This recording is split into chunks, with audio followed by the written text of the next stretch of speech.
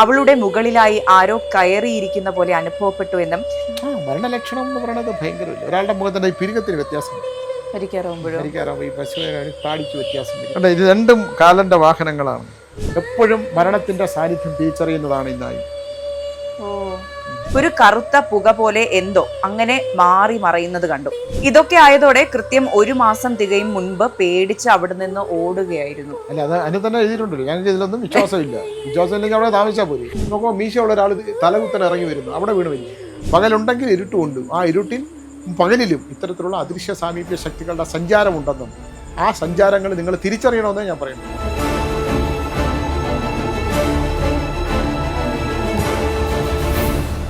അവളുടെ മുകളിലായി ആരോ കയറിയിരിക്കുന്ന പോലെ അനുഭവപ്പെട്ടു എന്നും രാവിലെ ദേഹത്ത് പാടുകളും അസഹനീയമായ വേദനയും വന്നു എന്ന് കേട്ട് എൻ്റെ കിളി പോയി.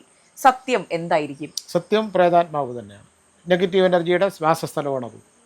അന്ന് അത് മരണപ്പെടുകയോ അത് ദുഃഖിക്കുകയോ ചെയ്ത മരണപ്പെട്ട ദിവസത്തിൽ അതൊരു അറ്റാക്ക് നടത്തി എന്നുള്ളത്. കാരണം ഒരു ചെറുപ്പക്കാരൻ എൻ്റെ അടുത്ത് ഒരു ഫോട്ടോ കൊണ്ടുവന്ന് കാണിച്ചു. IT കമ്പനിയാണ്. അയാളുടെ പുറകിൽ വന്നിരിക്കുകയാണ് ഒരാൾ. ഫോട്ടോയിൽ പതിയുമോ? ഫോട്ടോയിൽ പതിഞ്ഞേക്കുന്നു പകല്. ആ ഫോട്ടോയിൽ ഒരാൾ ഇങ്ങനെ വന്ന് നിൽക്കുന്നുണ്ട്, ഒരു ഷാഡോ വന്ന് നിൽക്കുന്നുണ്ട്. എന്നിട്ട് അയാൾ പണിതുകൊണ്ടിരിക്കുമ്പോഴത്തേക്ക് അയാൾ പറയുന്നത്, അയാൾ ഇങ്ങനെ ഞെട്ടിത്തിരിഞ്ഞ് നോക്കുന്ന എല്ലാം അയാൾ എന്നെ ഷൂട്ട് ചെയ്ത് കാണിക്കുന്നത്, ക്യാമറയിൽ നേരത്ത് കാണിച്ചു. ഇതൊക്കെ ആരോട് പറയാനാണ്? ഇതൊക്കെ ഉണ്ട് ഇവിടെ. ഈ പറഞ്ഞ IT ഓഫീസുകളിൽ പട്ടാപ്പകൽ വരുന്ന ആത്മാക്കൾ. ഉണ്ട്. ഞാൻ അദ്ദേഹം ഷൂട്ട് ചെയ്തവന്ന് എന്നെ കാണിച്ചതാണ്. ഞാൻ പറഞ്ഞു നിങ്ങൾ ജോലിയെ വേണ്ടെന്ന് വെച്ചോളാൻ പറഞ്ഞു. പുള്ളി ജോലി റിസൈൻ ചെയ്തു. ഷൂട്ട് ചെയ്ത് എന്നെ കൊണ്ടുവന്ന് കാണിച്ചു. അപ്പോൾ ആ ഓഫീസിൽ ആ വ്യക്തിയെ മാത്രമേ ആ ദിവസം ആ ഇരിക്കുന്ന ഇരിപ്പിടത്തിലായിരിക്കും അദ്ദേഹം ഇരുന്നിരുന്നത്. ആ മരണപ്പെട്ട സമയം അദ്ദേഹത്തിന് ഇപ്പോൾ മേലുദ്യോഗസ്ഥൻ വന്ന് ഷോക്ക് ട്രീറ്റ്മെൻറ്റ് കൊടുത്ത ദിവസമായിരിക്കും, പുറകെയുള്ള ദിവസമായിരിക്കും. ഇന്ന് ഞാൻ മരിക്കും ആ കാണിച്ച് ഷോക്ക് ഉണ്ടാക്കിയ ദിവസം അയാൾ ആത്മഹത്യ ചെയ്ത ദിവസമായിരിക്കും. ആ കസേലിരുന്ന് മരിച്ച ആളല്ലെന്ന് ആര് കണ്ടു? ജീവിതത്തിൽ പെൺകുട്ടികളെ ലിഫ്റ്റിംഗ് പിടിച്ച് കോട്ടൊക്കെ ഇട്ട് വന്നിരുന്ന് ജോലി ചെയ്യും. പക്ഷെ അവളെ വീട്ടിലെ പ്രാരാബ്ദങ്ങളും ദുഃഖങ്ങളും എല്ലാം അവൾക്ക് അറിയും. ഭർത്താവ് തലേദിവസം രാത്രി എടുത്തിട്ട് ചവിട്ടി ഒതുക്കിയെടുത്ത് മൂലക്കെറിഞ്ഞ് അവിടെ കൊച്ചിനെ കൊണ്ട് സ്കൂളിലാക്കിയിട്ട് കരഞ്ഞു പിടിച്ച് മുളവും തുടച്ച് വന്നിരുന്ന് ജോലി ചെയ്യുകയാണ്. അവിടെ മനസ്സ് മുഴുവൻ ദുഃഖമായിരിക്കും. ആര് കണ്ടു? ഇവിടെ സുഖകരമായി ജീവിക്കുന്ന എത്ര ദാമ്പത്യമുണ്ട്. മരണപ്പെട്ടവണോ ആത്മഹത്യ ചെയ്ത് കാണും. അതിൻ്റെ പ്രേതാത്മാവിൻ്റെ അവിടെ ജോലി പോയല്ലോ ഈശ്വര, എൻ്റെ കുഞ്ഞിനെ ആര് വളർത്തുന്നുള്ള ഒരു പ്രേതാത്മാവിൻ്റെ ദുഃഖമാണ് നമ്മളവിടെ കണ്ടത്. അപ്പോൾ ഈ അമ്മമാർ ആത്മഹത്യ ചെയ്ത സംഭവങ്ങളിൽ മക്കളുടെ ഒപ്പമായിരിക്കില്ലേ ആത്മാവ് ഉണ്ടാവുക? അത് പറയാൻ പറ്റില്ല.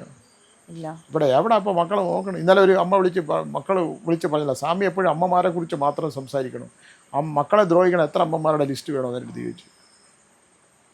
മക്കളെ ക്രൂരമായിട്ട് പെരുമാറുന്നത് മക്കളോട്. അപ്പം ഞാൻ വിചാരിച്ചു മാതാപിതാ ഗുരു ദൈവം, മാതാവും പിതാവും ഗുരുവും ദൈവവും. ഞാൻ എപ്പോഴും പറയുന്നതാണ് എല്ലാവരോടും. ഇവിടെ മാതാപിതാക്കൾ ഒരു കുട്ടി കറുത്തുപോയി എന്ന് പറഞ്ഞാൽ ആ കുട്ടീൻ്റെ അടുത്ത് പെരുമാറുന്ന രീതി, ബാക്കിയുള്ള മക്കളോട് കാണിക്കുന്ന ആ സ്നേഹവാത്സല്യം, മരുമകൾ കറുത്തുപോയതിനെ കാണിക്കുന്ന പ്രശ്നങ്ങൾ, എന്തോ ഒരു പ്രശ്നങ്ങളാണ്. ഇവരൊക്കെ മോശം കിട്ടും. എന്താണ് ഈ തൊലി വെളുപ്പിന് ഉണ്ടാകുന്ന വീട്ടിലെ സ്വസ്ഥതയും സമാധാനമില്ല, മരിച്ചാൽ മതി സ്വാമി എന്ന് പറയുന്ന എത്ര പേര്?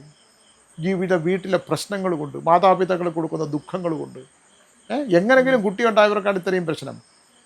അങ്ങനെ ഒരുപാട് ദുരന്തങ്ങളും ദുഃഖങ്ങളും കേൾക്കുന്ന ആളാണ്. ഞാൻ വിചാരിക്കും എന്തിന് ദൈവം മനുഷ്യരെ സൃഷ്ടിക്കണമെന്ന് ഞാൻ ദൈവത്തിനോട് ചോദിക്കണമെന്ന് എപ്പോഴും വിചാരിക്കും. എന്തിനു ദൈവം സൃഷ്ടിക്കണം?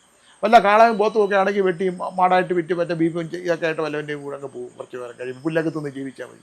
ഇത് മനുഷ്യനായിട്ട് ജീവിക്കുമ്പോൾ നമ്മൾ മനുഷ്യൻ അനുഭവിക്കുന്ന ദുഃഖങ്ങൾ വളരെ ഭീകരമാണ്. പക്ഷേ ഈ പശുവും ആടും അല്ലെങ്കിൽ എന്തെങ്കിലും ജീവികളാണെങ്കിലും അവർക്കും ആത്മാക്കളില്ലേ? ഉണ്ടല്ലോ. അത് അങ്ങനെ കൊല്ലുന്ന നമ്മൾ ഒരു ജീവികളെയും കൊല്ലാൻ പാടില്ല എന്നുള്ളതാണ് ഏറ്റവും വലിയ സ്ഥിതി. ദൈവം ദൈവം അനുവദിച്ചിരിക്കുന്ന ഒരു സമയം ഈ ഭൂമിയിൽ ഒരു പ്രാണിയെപ്പോലും നിഷ്ഠുര ജീവിയെപ്പോലും ഒക്കെ ഉണ്ട് പറഞ്ഞിട്ടുണ്ട്. നിഷ്ഠുരമായിട്ടുള്ള കർമ്മങ്ങൾ അത് ചിലത് കൊല്ലപ്പെടേണ്ട സമയമാവും, അതപ്പോൾ അത് കൊല്ലപ്പെടും. മൃഗങ്ങൾ അവർക്ക് ഭക്ഷണം കഴിക്കുകയും ഭക്ഷിക്കുകയും വിസർജിക്കുക എന്നുള്ളത് മാത്രമേ ഉള്ളൂ. വേറെ ലക്ഷ്യങ്ങളൊന്നുമില്ല. പക്ഷെ മനുഷ്യനെ സംബന്ധിച്ചിടത്തോളം അവന് ലക്ഷ്യബോധമുണ്ട്, അവന് ലക്ഷ്യങ്ങളുണ്ട്, അവന് അസൂയയുണ്ട്, പകയുണ്ട്, സ്പർദ്ധയുണ്ട്. ജീവിതങ്ങളോട് ഭൗതിക ജീവിതത്തോട് ഭ്രമമുണ്ട്, ഭൗതിക സുഖങ്ങളോട് ഭ്രമമുണ്ട്. അപ്പം ആഗ്രഹങ്ങൾ പൂർത്തീകരിക്കാതെ ഭൂമിയിൽ നിന്ന് പോയാൽ 100% അറിഞ്ഞിടത്. അപ്പോൾ ഒരു മൃഗത്തെ നമ്മൾ കൊല്ലരുത് എന്ന് പറയുമ്പോൾ നമ്മൾ ഈ കഴിക്കുന്ന ചിക്കനും ബീഫും ഒക്കെ തെറ്റാണോ?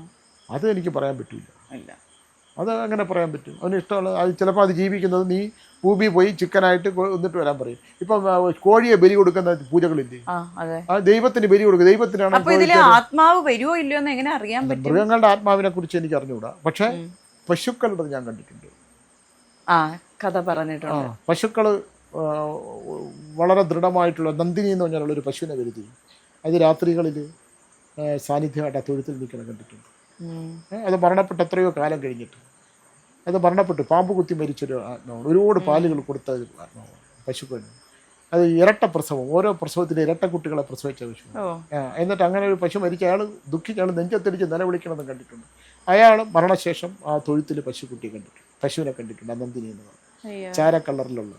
അപ്പോൾ അതുകൊണ്ട് അദ്ദേഹത്തിൻ്റെ മനസ്സിൻ്റെ ആണോ എന്ന് അറിഞ്ഞുകൂടാ, പക്ഷെ അതൊരു ഭാഗ്യന. പുള്ളി അധികം കാലം ജീവിച്ചുമില്ല. പിന്നെ മറ്റേത് എൻ്റെ ഉടമസ്ഥനെ ആ പശുവിനെ അടക്കം ചെയ്തതിൻ്റെ അടുത്ത് തന്നെ എന്നെ ദഹിപ്പിക്കണമെന്ന് പറയുകയും ചെയ്തു. അങ്ങനെയൊക്കെ ഉണ്ട് മനുഷ്യർ. ചില നായ്ക്കൾ മരിക്കും. നെഞ്ചി കിടന്ന് ഈ അടുത്ത കാലത്ത് എന്നെ കാണാൻ ഒരു അമ്മ വന്നു. ഞാൻ എടുത്ത് ചോദിച്ചാൽ നമുക്ക് 3 മക്കളുണ്ടോ? ഇല്ല 2 മക്കളേ ഉള്ളൂ. ഇല്ല അമ്മയ്ക്ക് 3 മക്കളുണ്ടല്ലോ. 3 മക്കളുണ്ട്. അപ്പോൾ അമ്മയുടെ ഇല്ല 2 മക്കളേ ഉള്ളൂ. എനിക്ക് തെറ്റൂല. അപ്പം ഞാൻ പറഞ്ഞു എന്നാൽ പിന്നെ അമ്മയുടെ നെഞ്ചി കിടന്ന് മരിച്ചാരാ? അതെൻ്റെ നായായിരുന്നു. എൻ്റെ നെഞ്ചിൽ ഓടി വന്ന് നല്ലൊരു പാമ്പ് കൊത്തി. അവൻ പാമ്പിനെ കൊന്നിട്ട് ഓടി വന്ന് എൻ്റെ നെഞ്ചി വീണ് മരിച്ചു. അപ്പോൾ ഞാൻ ഇത് എൻ്റെ വേഷക്കാർ കേൾക്കാനല്ലേ നമ്മൾ പറയുന്നത്. എന്നോട് പറഞ്ഞതാണ് എൻ്റെ നെഞ്ചി വീണാണ് സ്വാമി. ഭർത്താവൊക്കെ ഉണ്ടായിരുന്നു. എൻ്റെ നെഞ്ചി വീണാണ് സ്വാമി മരിച്ചത്. അപ്പോൾ ഞാൻ പറഞ്ഞു ഞാൻ അളപ്പൻകോട് എന്നൊരു സ്ഥലമുണ്ട്, അവിടെ പോയിട്ട് അമ്മ നായ്ക്കളെ മേടിച്ച് അവിടെ കൊടുക്കണം എന്ന് പറഞ്ഞു. ഇത് നമ്മൾ വേദനിക്കൂലേ? അവൻ പാമ്പിനെ കടിച്ചു കൊന്നിട്ട് ഓടി വന്ന് നെഞ്ചത്ത് കയറി ആ നെഞ്ചത്ത് വീണ് മരിച്ചു. മക്കൾക്ക് തുല്യം കാണുകയാണ് ഇവിടെ ലക്ഷണശാസ്ത്ര പ്രകാരം 3 സന്താനങ്ങൾ. അപ്പം പിന്നെ നെഞ്ചി വീണ് മരിച്ച ആരാണ്? നെഞ്ചി വീണ് മരിച്ച എൻ്റെ നായ്ക്കുട്ടിയാണ് എന്ന് പറയുന്നില്ലേ? ഇത് പറയുമ്പോൾ എനിക്ക് പെട്ടെന്ന് ഓർമ്മ വരുന്നത്, ഞങ്ങളുടെ വീട്ടില് ഒരു സമയത്ത് ഞങ്ങൾ കറുത്ത പൂച്ചക്കുട്ടികളെ, ഒരു സന്തോഷമായിരുന്നു, കറുത്ത പൂച്ചക്കുട്ടി വീട്ടിൽ എപ്പോഴും ഉണ്ടാവുമായിരുന്നു.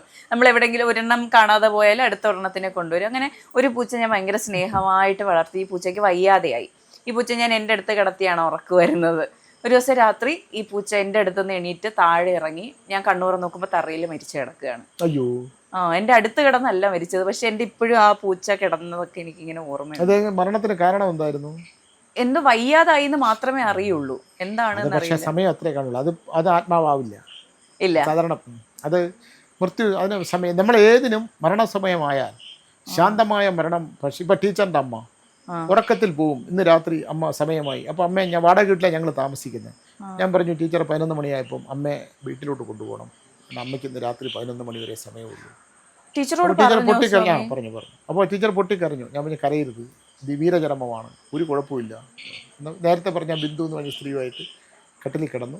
കഴിഞ്ഞിട്ട് രാവിലെ വിളിക്കാവൂ. 11 മണിക്ക് ഉറക്കത്തിൽ കിടന്നു. മരണലക്ഷണം എന്ന് പറയുന്നത് ഭയങ്കരമില്ല. ഒരാളുടെ മുഖത്തിൻ്റെ ഈ പിരികത്തിന് വ്യത്യാസം വരും. പരിക്കാറാകുമ്പോൾ ഈ പശുവിന് താടിക്ക് വ്യത്യാസം വരും, കണ്ണിന് വ്യത്യാസം വരും.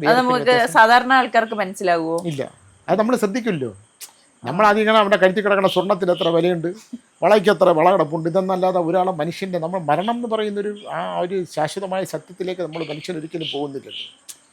നമ്മളൊരിക്കലും പോകാത്ത ഒരു ഭൗതികതയ്ക്കകത്തും ആത്മീയതയ്ക്കകത്തും ഉണ്ടാകുന്ന 2 വേർഷൻ. ഞാനിപ്പോൾ 2ലും നിന്നിട്ടുള്ളത് കൊണ്ട് എനിക്ക് അതിനെക്കുറിച്ച് നല്ല. ഇപ്പോൾ ഒരാളെ ഞാനിപ്പോൾ ഒരു വണ്ടി കയറി, ഞാൻ സംഘമിത്ര നാടകത്തിൻ്റെ നാടകം എഴുതി, കൊച്ചിൻ സംഘമിത്രയ്ക്ക്. ഞാൻ 10 പ്രൊഫഷണൽ നാടകം എഴുതിയിൽ ഒന്ന് അതാണ്. അപ്പോൾ എൻ്റെ ആദ്യത്തെ നാടകം എടുത്ത കൊച്ചിൻ സംഘമിത്ര സതീഷ് സംഘമിത്ര. അപ്പോൾ ഞാൻ അദ്ദേഹത്തെ കാണാനായിട്ട് പോയിട്ട് അദ്ദേഹത്തിനെ കണ്ടിട്ട് തിരിച്ചു വന്ന് ഒരു ട്രെയിനിൽ കയറി. അവിടെ വേണാട് കിടന്നു, വേണാടെന്ന് തോന്നുന്നു, പരിശ്രമോ വേണാട് ഏതോ ട്രെയിനിൽ കയറി കുറച്ച് കഴിഞ്ഞപ്പോൾ എനിക്ക് അന്ന് പൈസയൊന്നുമില്ല. അപ്പോൾ വളരെ അസ്വസ്ഥത, പക്ഷേ കുറച്ച് ചെറിയ പൈസയേ ഉള്ളൂ. അസ്വസ്ഥത തോന്നിയിട്ട് ആ ട്രെയിനിൽ നിന്ന് ചാടി ഈ പല്ല്, ഇപ്പോൾ ഒരു പല്ല് വെച്ചിട്ടുണ്ട് എൻ്റെ ഇവിടെ. എങ്ങനെ ഞാൻ ഈ പല്ല് പോയി ആ കമ്പിയിൽ ഇടിച്ച് ഈ പല്ല് പോയി. ആ കമ്പിയിൽ ഇടിച്ചിട്ട് ചാടിയപ്പോൾ ഈ പല്ല് പോയിട്ട് ആ പല്ല് പിന്നെ മാറ്റി വെച്ചു. ഈ ട്രെയിനാണ് പോയി മറിഞ്ഞത് പെരുന്നാൾ തീവണ്ടി അപകടത്തിൽ. ആ കമ്പാർട്ട്മെൻ്റാണ് ആദ്യം പറഞ്ഞത്. അപ്പോൾ വണ്ടിയിൽ ഓരോ അപ്പം അതിനകത്തൊരു ആവി ഇങ്ങനെ എടുത്തു പുറത്ത് നമ്മുടെ. അപ്പോൾ ഇതൊക്കെ നമ്മളെ വീണ്ടും കൊണ്ട് പിന്നെ എത്ര സ്വയം ആത്മഹത്യക്ക് ശ്രമിച്ച എത്രയോ ജീവിതം എൻ്റെ ജീവിതത്തിൽ ഞാൻ എത്ര തവണ ആത്മഹത്യക്ക് ശ്രമിച്ച ആളാണ്. അപ്പോൾ അതിൽ നിന്ന് എങ്ങനെയാണ് തിരിച്ചു വന്നിട്ടുള്ളത്? അത് നമ്മൾ തോന്നി മരണം അങ്ങനെ കൊണ്ടുപോകില്ല. ഞാൻ ഗംഗയിൽ ഇറങ്ങിപ്പോയി തിരിച്ചു വന്നു. പാനി തൂങ്ങി തിരിച്ചു വന്നു. തൂങ്ങി ആൾക്കാർ വന്ന് രക്ഷപ്പെടുത്തി. അങ്ങനെയൊന്നും പോവില്ല. ഇപ്പോഴത് മരണം നമ്മൾ സ്വീകരിക്കേണ്ടതല്ല. അത് മരണം വരും, അത് അവസാനം വരുന്ന അതിഥി വന്ന് നമ്മളെ കുഞ്ഞിരാമ മതി പരമേശ്വരൻ എഴുത്തൊക്കെ നിർത്തി വന്നോളൂ, നമുക്ക് പോവാം. അതെ, നേരത്തെ ഈ മൃഗങ്ങളെ പറ്റി പറഞ്ഞല്ലോ. ഈ വീട്ടിലേക്ക് കയറി വരുമ്പോൾ ആദ്യം എൻ്റെ മനസ്സിലുടക്കുന്നത് ചങ്ങലയിൽ ഇട്ടിരിക്കുന്ന ഒരു പട്ടിയുടെ പ്രതിമയും അതുപോലെ ഈ കാക്കയുടെ പ്രതിമയുമാണ്. ഇതെന്താണ് എന്നൊന്ന് പറഞ്ഞു തരുമോ? ഇത് 2 കാലന്റെ വാഹനങ്ങളാണ്. കാക്ക നമ്മുടെ പിതൃക്കൾക്ക് ബലി കൊടുക്കുമ്പോൾ പിതൃക്കളുടെ സാന്നിധ്യമാണിത്. നായ്ക്കള് കാലന്റെ വാഹനമാണ്. ഇത് രണ്ടും. എരുമയുടെ പുറത്തല്ലേ കാലം വരുന്നത്, പട്ടിയുടെ പുറത്തല്ലല്ലോ. പോത്തിന്റെ പുറത്താണ് വരുന്നത്. ആ അതാണ് വരുന്നത്. ആ കാലന്റെ വാഹനമാണ് ആ ഈ നമ്മുടെ നായി. നമ്മുടെ ഭൈരവനെ അങ്ങനെയാണ് കൂട്ടുക. ഇപ്പം നായി മരണം നടക്കുന്ന വീടിന് പോയി നായി ഇങ്ങനെ മോങ്ങിക്കറിയും. അപ്പോൾ പറയുന്നത് അടുത്തുള്ള വീട്ടിൽ ഒരു മരണം നടക്കണം. നായി കാണും ഇതിനെ. എപ്പോഴും മരണത്തിന്റെ സാന്നിധ്യം തിരിച്ചറിയുന്നതാണ് ഈ നായി. ഓ, ഈ എന്നിന്റെ അത്ര വെറുതെ ഒരു കാര്യമില്ലാതെ കരയുന്ന നായാണ്. അത് പോവും, സഞ്ചാരമുണ്ട്, അതിന് കാണാൻ പറ്റും. അപ്പോൾ നോക്കിയാൽ അതിൻ്റെ തെക്ക് ഭാഗത്തോ അതിൻ്റെ പടിഞ്ഞാറോ കിഴക്ക് പടിഞ്ഞാറോ ഒരു മൃത്യു നടന്നിരിക്കും, കൊണ്ടുപോയിരിക്കും. ഒരു സംശയവും വേണ്ട. ഞാനെപ്പോഴും ഇതിനെ ഇങ്ങനെ കാക്കയ്ക്ക് എന്നും ഇവിടെ ചോറ് കൊടുക്കും, എള്ളും ചോറും കൊടുക്കും. കൊടുക്കാൻ എല്ലാവരോടും ഞാൻ പറയുകയും ചെയ്യും. അപ്പം ഇത് ധൂമാവതി ദേവിയുടെ വാഹനമാണ്. ഇങ്ങനെ ഒരു വീട്ടിലും കാണൂല ഇങ്ങനെ കാക്കയെ വെക്കുക. ഇല്ല, ഞാൻ കണ്ടിട്ടില്ല. ആനയൊക്കെ കാക്ക അകത്ത് വരും. നമ്മളിങ്ങനെ കയ്യിലേക്ക് വെച്ചാൽ ഇവിടെ കയ്യിൽ നിന്ന് തന്നെ കുത്തി കഴിക്കും. ഇവിടെയോ?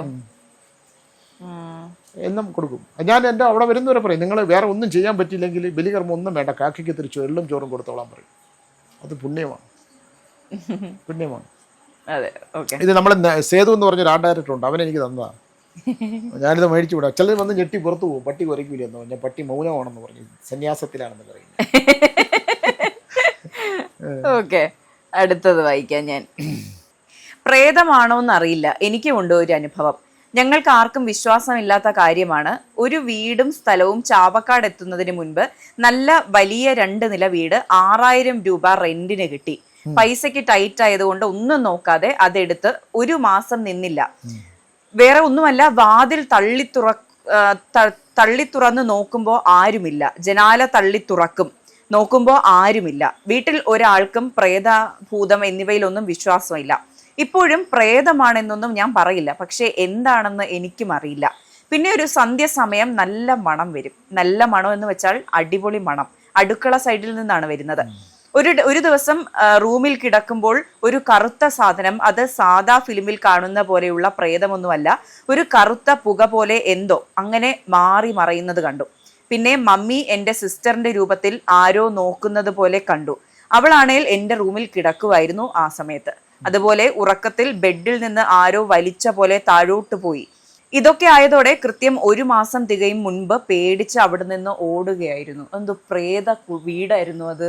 അല്ല, അത് അതിന് തന്നെ എഴുതിയിട്ടുണ്ടല്ലോ. ഞങ്ങൾക്ക് ഇതിലൊന്നും വിശ്വാസമില്ല. വിശ്വാസം ഇല്ലെങ്കിൽ അവിടെ താമസിച്ചാൽ പോരെ. ആ, ശരിയാണ്. എന്തുകൊണ്ട് മാറണം? വിശ്വാസമില്ല, ഒരു ചെറിയ പേടിയുണ്ടോ? നമുക്കിതൊന്നും ഒരു പ്രശ്നമില്ലെങ്കിൽ അവിടെ താമസിച്ചാൽ കുഴപ്പമൊന്നുമില്ലല്ലോ. ഇത് ഞാൻ ആവർത്തിച്ച് പറയുന്ന ഒരു കാര്യമുണ്ട്. നിങ്ങൾ ഇതെല്ലാം ഉണ്ട് ഇവിടെ, ഇതെല്ലാം ഉണ്ട്. ഇത് ഞാൻ മാത്രമേ ഉറപ്പിച്ച് പറയുള്ളൂ. അത് ഞാൻ ഉറപ്പിച്ച് അങ്ങോട്ട് പറയുകയാണ്. നിങ്ങൾ നല്ല കർമ്മങ്ങൾ ചെയ്യുക, ജീവിതത്തിൽ തെറ്റുകൾ ചെയ്യാതിരിക്കുക, അബദ്ധങ്ങൾ ചെയ്യാതിരിക്കുക, സത്യസന്ധമായി ജീവിക്കാൻ ശ്രമിക്കുക. പൂജ പരിഹാരങ്ങളെ കഴിഞ്ഞ് പ്രേതത്തിനെ ആവാഹിക്കാനൊന്നും ഇവിടെ ഒരുത്തനും ഉണ്ടാവുമെന്നും എനിക്ക് തോന്നണില്ല. പ്രേതാവാഹനം എന്ന് പറയുന്ന ഒരു സങ്കല്പത്തിൽ ചെയ്യാനേ പറ്റുള്ളൂ. പ്രേതത്തിനെ വിളിച്ചു വരുത്തി സമാധാനം കൊടുക്കാൻ മാത്രമേ പറ്റുള്ളൂ. അതിനെ ഒന്ന് ആവാഹിച്ചിറക്കണമെങ്കിൽ ഇന്ന് വേറെ താന്ത്രിക കർമ്മങ്ങളിലുള്ള ഒരുപാട് കാര്യങ്ങളുണ്ട്, അത് ചെയ്യാൻ പറ്റും. ഇപ്പം സൂര്യകാലടിയിലൊക്കെ പണ്ട് കാലത്ത് ഭയങ്കരമായിട്ട് തളച്ചിട്ടുണ്ട്, രക്ഷയെ തളച്ചിട്ടുണ്ട്, ഉണ്ട്. അതൊക്കെ താന്ത്രിക കർമ്മങ്ങൾ, അതൊന്നും ഇവിടെ ചെയ്യാൻ പറ്റില്ല. ഇവിടെ അത് ചെയ്യാൻ പറ്റാൻ ആ പുസ്തകങ്ങളൊക്കെ എൻ്റെ തന്നെ ഉണ്ട്. ഒരു താന്ത്രിക കർമ്മം അനുസരിച്ച് അങ്ങനെ യക്ഷിയും ഈ മറത അങ്ങനെയൊക്കെയുള്ള വലിയ വലിയ സംഭവങ്ങളെ ഒന്നും തളയ്ക്കാനായിട്ടുള്ള ഒരുക്കങ്ങൾക്ക് നമുക്ക് പറ്റൂല. പിന്നെ അങ്ങനെ ഇവിടെ ഒരു പൂജയുടെ കാര്യം പറയുമ്പോൾ സ്വാമി പൈസ എത്രയാവുമെന്നാണ് ചോദിക്കുന്നത്. വളരെ ബുദ്ധിമുട്ടിലാണ്. കാരണം ലോട്ടറി അടിച്ചവനല്ലല്ലോ ഇതിന് വരുന്നത്, കോടികളുള്ളവരും അല്ല ഇതിന് വരുന്നത്. എല്ലാം നശിച്ച് ക്ഷയിച്ച്, എന്തുകൊണ്ട് എൻ്റെ എല്ലാം നശിച്ചു, എന്തുകൊണ്ട് എല്ലാം ക്ഷയിച്ചു എന്ന് അന്വേഷിച്ച് വരുമ്പോഴാണ് ഇന്നത് ഇതുകൊണ്ട് കാര്യങ്ങൾ കൊണ്ടാണ് ഇവിടെ ഇങ്ങനെ ബാധാദോഷമുള്ളതാണ്, ഇവിടെ ഇങ്ങനെ പ്രശ്നങ്ങളുള്ളപ്പോഴാണ് പരിഹാരം എടുക്കാൻ വരുന്നത്. അത് ഏറ്റവും കുറച്ച് എന്ത് ചെയ്യാൻ പറ്റുമെന്ന് ചോദിച്ചാൽ, ഒന്ന് ഈ സമീപിക്കുന്ന ആളിന് ഇതെന്താണെന്ന് കണ്ടെത്താനുള്ള ശക്തി വേണം. ഒന്ന് ഇത് ഇന്നതാണ് എന്ന് കണ്ടെത്താനുള്ള. ഇനി കണ്ടെത്തിയാൽ തന്നെ പുള്ളിക്ക് ഇത് നമ്മുടെ ശാസ്ത്രമനുസരിച്ച്, തന്ത്രശാസ്ത്രമനുസരിച്ച് മാന്ത്രികതയിലൂടെ ഇതിനെ തളച്ച് ബന്ധിക്കാൻ പറ്റുമെന്നുള്ളത് നോക്കണം. ഇതാരാണെന്ന് നോക്കണം, ഇതെങ്ങനെ മൃത്യു സംഭവിച്ചെന്ന് നോക്കണം, ഇത് ശക്തി, എൻ്റെ ശക്തിയെക്കുറിച്ച് അന്വേഷിക്കണം. ഇതിന് പല മാർഗങ്ങളുണ്ട്. അത് കണ്ടെത്തണമെങ്കിൽ തന്നെ 6 മാസം വേണ്ടി വരും. ഇത് ഇന്ന് പൂജ ചെയ്താൽ നാളെ പിറ്റേ ദിവസം രാവിലെ ഒന്ന് പൂജ ചെയ്ത് പോയില്ലേ, എവിടെ പോയി? ഒന്നും ആവില്ല. ഇത് കണ്ടെത്താനുള്ള സമയം തന്നെ എത്ര നേരമാണ്, എത്ര കാലമാണ്. ഇത് കണ്ടെത്തേ വരട്ടെ. ഇപ്പം എന്നെ ഒരുപാട് പേര് പല സ്ഥലങ്ങളിലും വിളിക്കുന്നുണ്ട്. എനിക്കിവിടെ അനുവാദമില്ല പോകാൻ, ടീച്ചറിൻ്റെ അനുവാദമല്ല. എൻ്റെ ഉപാസനാമൂർത്തിന് അനുവാദം വേണം. ആ സ്ഥലത്തിന് അത്രയും പ്രശ്നം. ഇപ്പം ചെറിയാൻ എന്ന് പറഞ്ഞൊരു ഒരു അദ്ദേഹം എന്നെ എന്നും വിളിക്കും. അദ്ദേഹത്തിൻ്റെ ഒരു സ്ഥലമാണ്, അവിടെ ഒരു പനയുമായിട്ട് ബന്ധപ്പെട്ടൊരു വിഷയമുണ്ട്. സ്വാമി ഒന്ന് അവിടം വരെ പറയണം, സ്വാമിയുടെ പൈസ എത്രയാണ്? ഞാൻ പറഞ്ഞു പൈസ അല്ല പ്രശ്നം, എനിക്ക് ഇവിടുന്ന് അനുവാദമില്ല. ഞാൻ അവിടെ വെറുതെ ഒരാൾ വന്ന് വസ്തു നോക്കണ പോലെ ഉള്ളൂ. കാരണം അവിടെ ഒരു പനയുടെ വിഷയമുണ്ട്, കുറെ 10-15 പന, ഈ പനയെല്ലാം വെട്ടി പുള്ളി. അവിടെ പോകാൻ എനിക്ക് എൻ്റെ ഉപാസനാമൂർത്തിന് അനുവാദം ഉണ്ടെങ്കിൽ അവിടെ പോകാൻ പറ്റുള്ളൂ. നല്ല മനുഷ്യനാണ്. പുള്ളിക്കൊരു വീട് വെക്കണം, സ്വാമി പറഞ്ഞാലേ വെക്കുള്ളൂ, സ്വാമി പറഞ്ഞാലേ ഞാൻ വീട് വെക്കാനുള്ളൂ എന്ന് എന്നെ വിശ്വസിക്കുന്ന ഒരാളാണ്. പക്ഷേ ഇവിടുന്ന് വേണ്ടേ, എനിക്ക് ഇവിടുന്ന് പോയാൽ പുള്ളി പണം തരും, കേട്ട് എല്ലാം തരും. എൻ്റെ അടുത്ത് പറഞ്ഞു സ്വാമി വന്നാൽ മതി. പക്ഷെ അനുവാദമില്ല, കാരണം അവിടെ അത്രയും പ്രശ്നമുണ്ട്. ഈ പനയും ആത്മാക്കളും തമ്മിൽ ഭയങ്കരമായ ബന്ധമുണ്ടോ? സാന്നിധ്യങ്ങൾ ഉറയുന്ന സ്ഥലമാണ്. എല്ലാ പനയുടെ മുകളിൽ ഞാൻ മൂർപ്പാലത്തിന് മാടൻ തമ്പുരാൻ ക്ഷേത്രത്തിൽ ഒരു പനയുണ്ടായിരുന്നു. ആ പന മുറിച്ച് ആള് തക്കല ചെന്ന് ഇറങ്ങിയോടെ വണ്ടി വന്നിടിച്ച് അപ്പ തീർന്നു. വേറൊരു പനയിൽ മാടൻ തമ്പുരാൻ ഒരു സാറ് ഒന്ന് മൂത്രം ഒഴിക്കുമായിരുന്നു ടക്കനഗർ സ്കൂളില്. നോക്കുമ്പോൾ മീശയുള്ള ഒരാൾ തലകുത്തനെ ഇറങ്ങി വരുന്നു, അവിടെ വീണ് മരിക്കും. ഇതൊക്കെ പറഞ്ഞ മീശയുള്ള ആൾ ഇറങ്ങി വന്നെയാണെന്ന് മാടൻ തമ്പുരാൻ പുള്ളി കാണുകയില്ലേ? പുള്ളി മരിച്ചെന്ന് പറഞ്ഞാൽ പുള്ളി അവിടെ വേറെ ആളുണ്ടേ, കൂടെ ഉണ്ടായിരുന്ന ആളിനെ പറയാണ്. ഒരാളിങ്ങനെ ഇറങ്ങി വരുന്ന കണ്ടു, പുള്ളി അവിടെ പേടിച്ച് അവിടെ തന്നെ വീണ് മരിച്ചു. അപ്പൊ ഇതൊക്കെ ഉണ്ട് ഇവിടെ വട്ടക്കുളങ്ങര സ്കൂളിലാണ്. അപ്പൊ ഇതൊക്കെ ഉണ്ടല്ലോ. ഇതിപ്പോ ഞാൻ പറയുന്നതെന്ന് പറഞ്ഞാൽ എനിക്ക് ബോധ്യപ്പെടുന്ന കാര്യങ്ങളല്ലേ ഞാൻ പറയുന്നുള്ളൂ. നിങ്ങൾ ഇതിനകത്ത് വിശ്വസിക്കണം, നിങ്ങൾ നാളെ ഇതിന് പരിഹാരം ചെയ്യണമെന്നല്ല ഞാൻ പറയുന്നത്. ഇവിടെ ഇതൊക്കെ ഉണ്ട്. നിങ്ങൾ എന്ത് വിശ്വസിച്ചാലും ഇരുട്ടുണ്ടെങ്കിൽ പകലുണ്ടെങ്കിൽ ഇരുട്ടുമുണ്ട്. ആ ഇരുട്ടിൽ പകലിലും ഇത്തരത്തിലുള്ള അദൃശ്യ സാമീപ്യ ശക്തികളുടെ സഞ്ചാരമുണ്ടെന്നും ആ സഞ്ചാരങ്ങൾ നിങ്ങൾ തിരിച്ചറിയണമെന്നേ ഞാൻ പറയുന്നുള്ളൂ. അതെ, സ്വാമി പറഞ്ഞിട്ടുള്ള കാര്യമാണ് ഈ ആൾക്കാർ ഉപയോഗിച്ച വീടുകൾ, വെച്ച വീടുകൾ വാങ്ങരുത് എന്ന്